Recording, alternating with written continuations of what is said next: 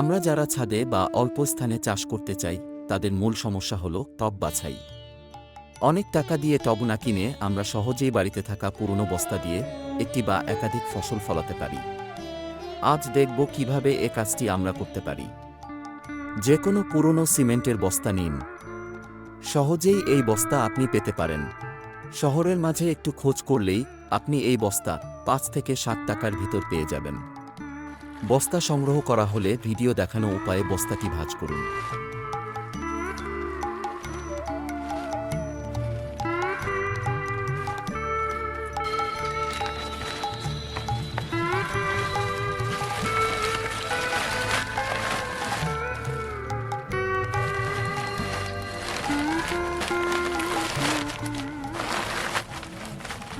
এরপর মাটি ভর্তি করার পালা।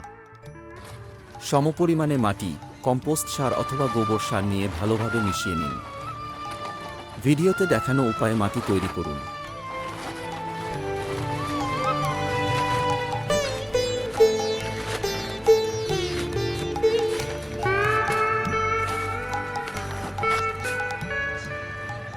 এরপর বস্তায় ভর্তি করুন।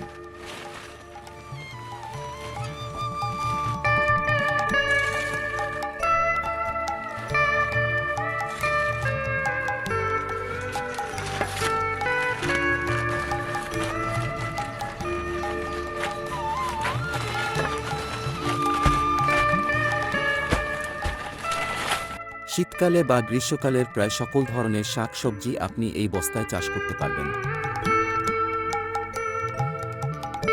বস্তায় চাষাবাদের সুবিধাগুলোর মধ্যে অন্যতম সুবিধা হল এই বস্তা অতিরিক্ত পানি ধরে রাখে না, আর এই বস্তা স্বল্প জায়গা নেয়ার কারণে অল্প স্থানেই নিজেদের কৃষি কাজ করা যায়। আরও নতুন তথ্য পেতে আমাদের চ্যানেল সাবস্ক্রাইব করে সাথেই থাকুন।